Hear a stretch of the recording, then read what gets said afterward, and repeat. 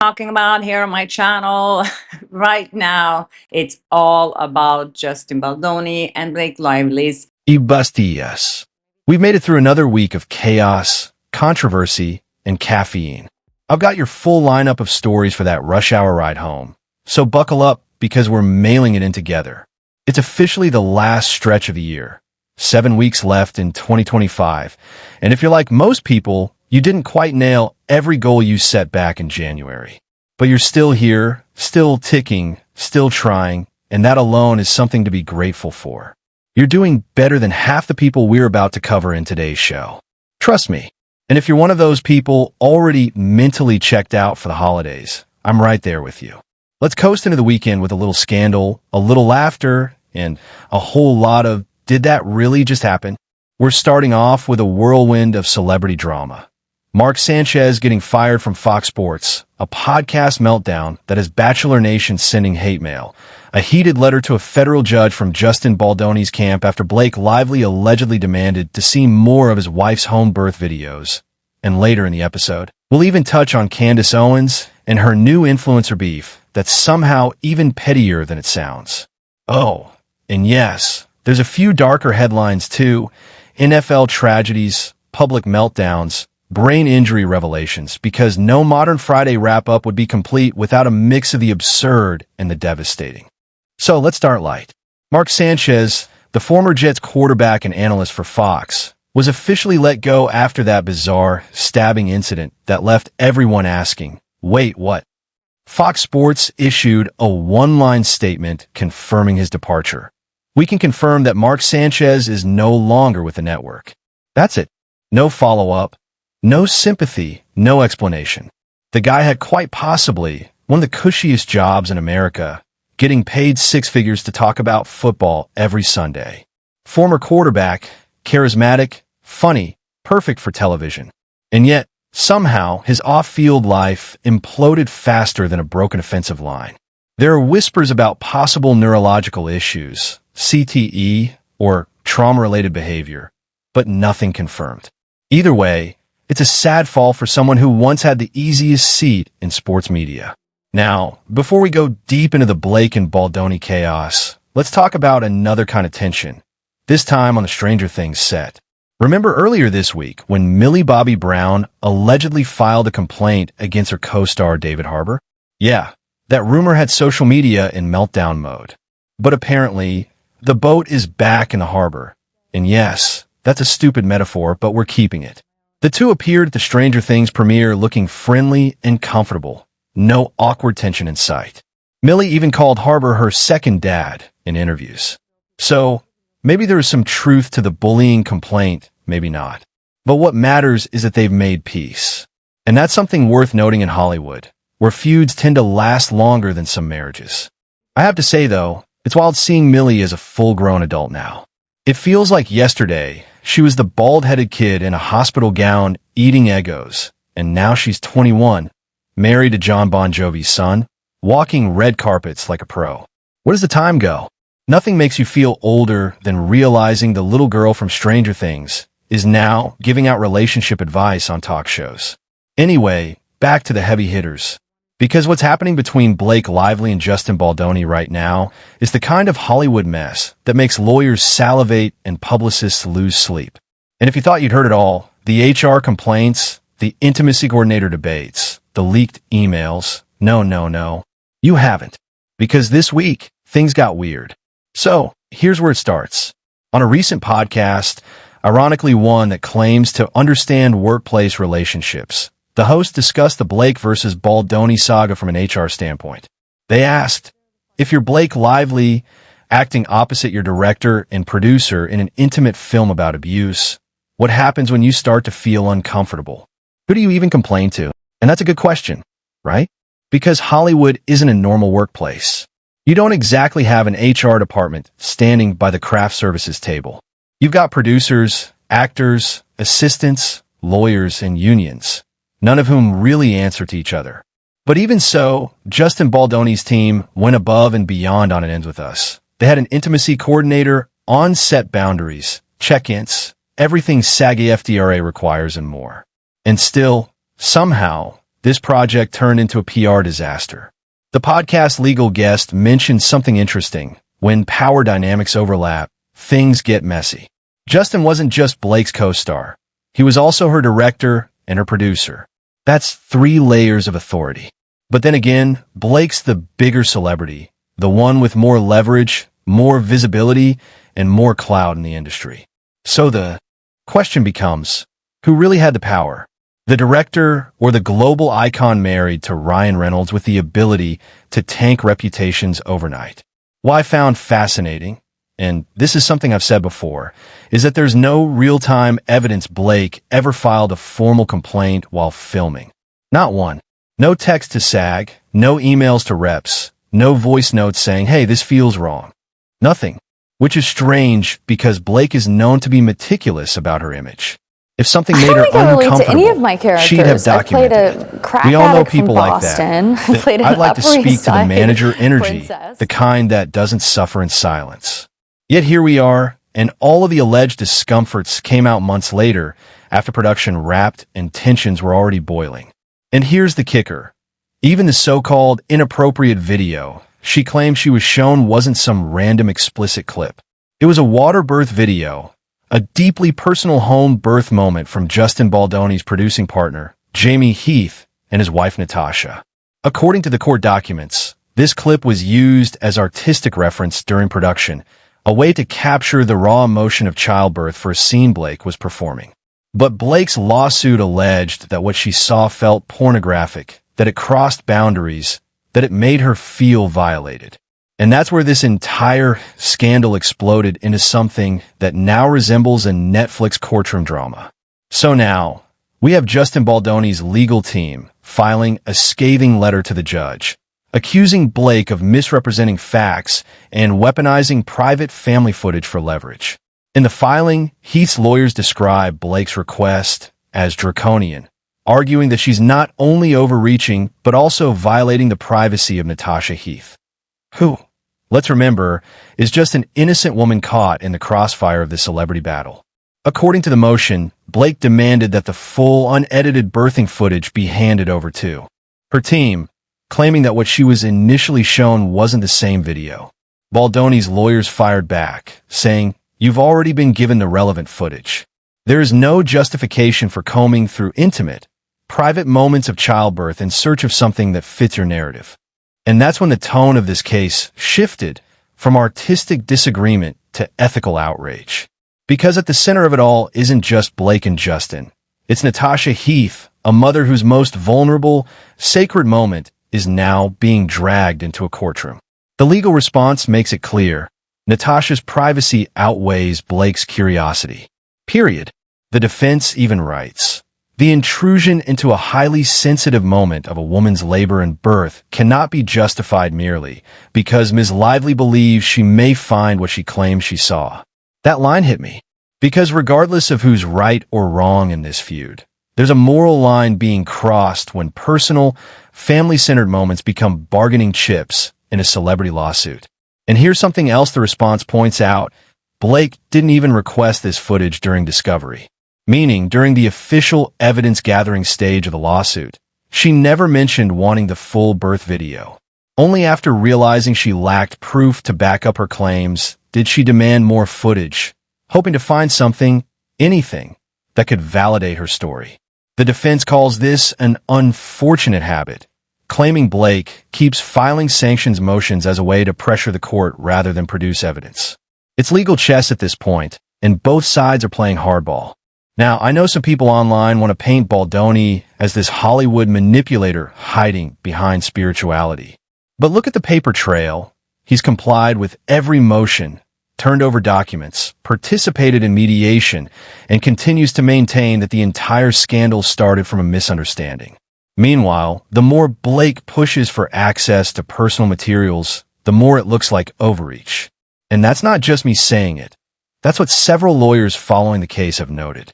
And speaking of online reactions, after Nick Viall released his now infamous podcast episode taking Blake's side, the internet basically imploded. His DMs were flooded with angry listeners accusing him of spreading misinformation. I've seen some of those emails myself, hundreds of them. People calling out his selective storytelling, his victim narrative, and the fact that he ignored court filings that contradicted his claims. Look, Nick's podcast is entertaining. But when you're diving into active lawsuits, you can't treat speculation as fact. The backlash was so intense, his own fans were writing to him like, "Nick, please do your homework." What's ironic is that the same week he got called out, Justin's team released excerpts from court filings that completely undercut Blake's claims.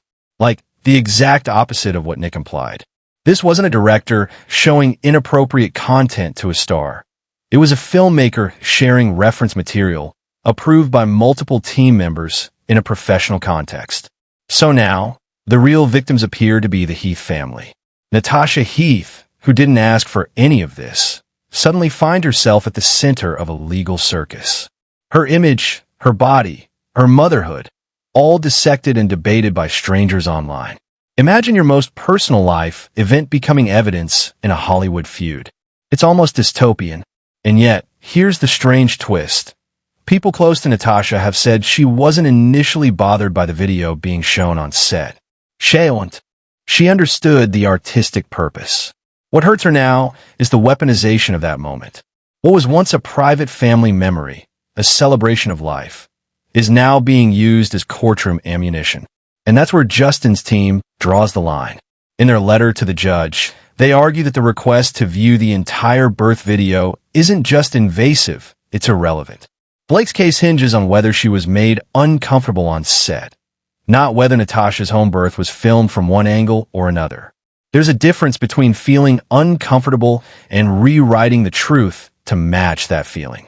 The letter concludes with a strong rebuke. The only thing Lively will accomplish is to intrude upon the deeply personal experience of a woman giving birth, to the extreme distress of Natasha Heath. And honestly, they're right. No jury is going to look at that footage, if it ever sees the light of day, and interpret it as anything other than what it was, an emotional, spiritual moment shared for artistic reference. That's not misconduct. That's filmmaking. But of course, in 2025, nuance is dead. The internet doesn't do gray areas.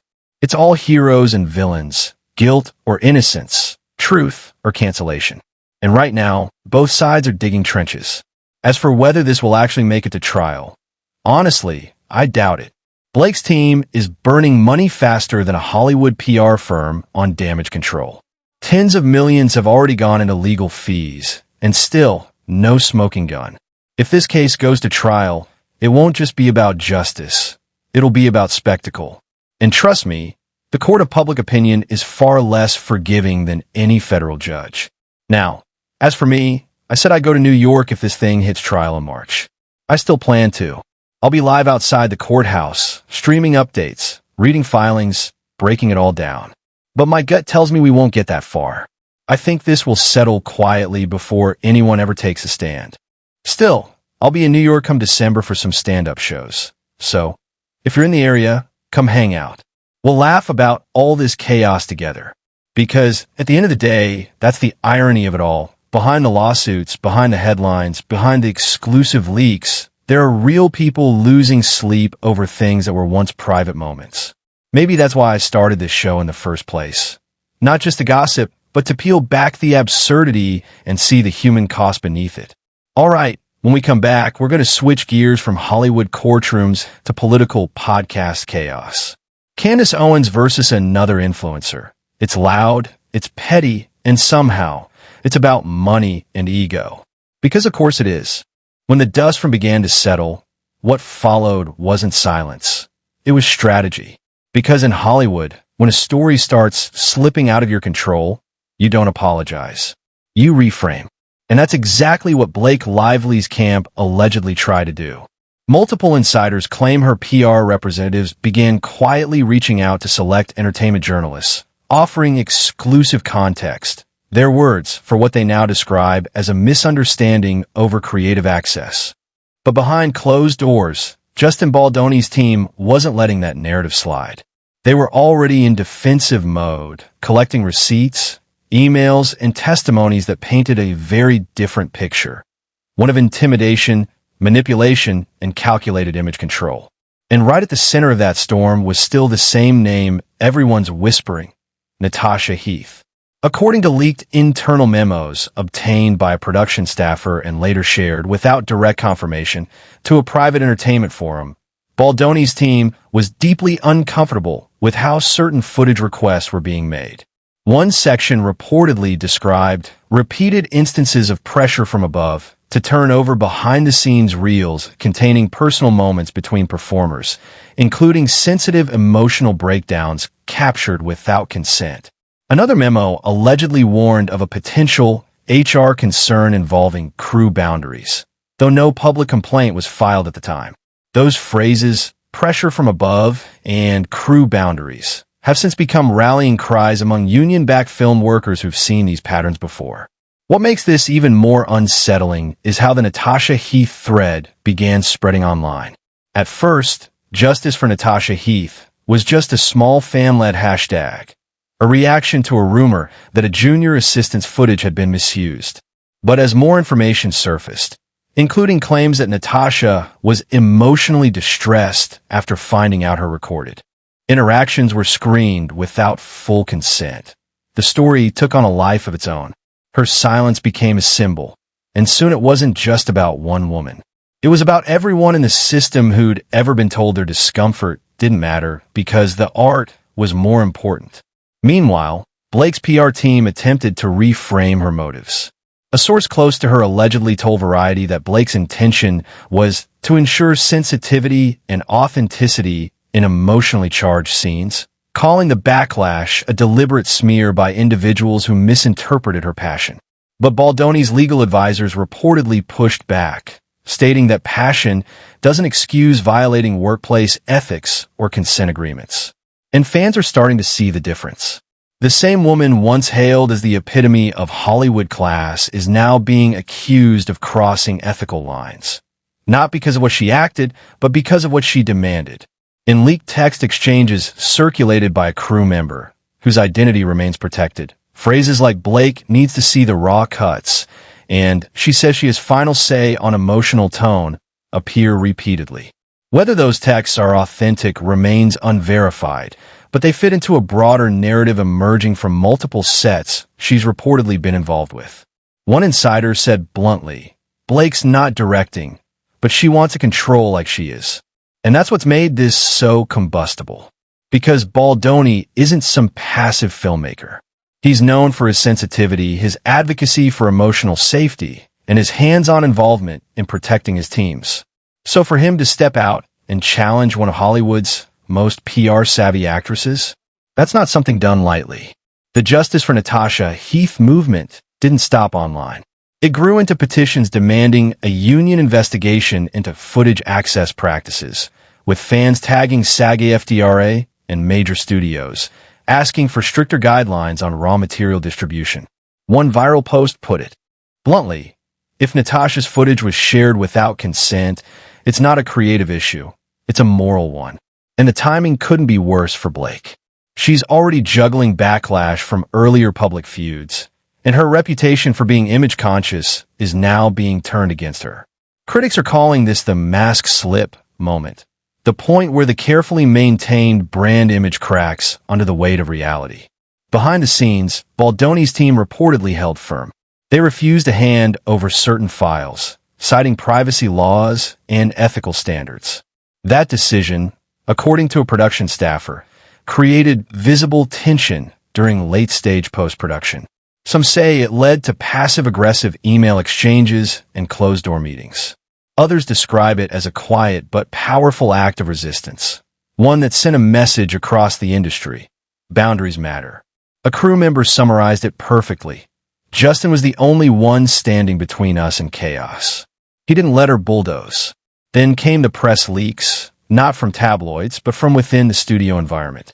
Anonymous sources began describing power struggles and emotional manipulation, claiming that some individuals were made to feel like they'd lose future opportunities if they didn't comply with certain requests. That's when the story stopped being about a film and started being about workplace ethics in Hollywood. For years, conversations around consent and respect were focused mostly on physical boundaries.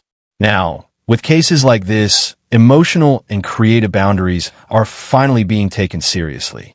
As these stories spread, journalists began connecting dots between this incident and earlier moments in Blake's career where similar accusations of micromanagement or image obsession surfaced.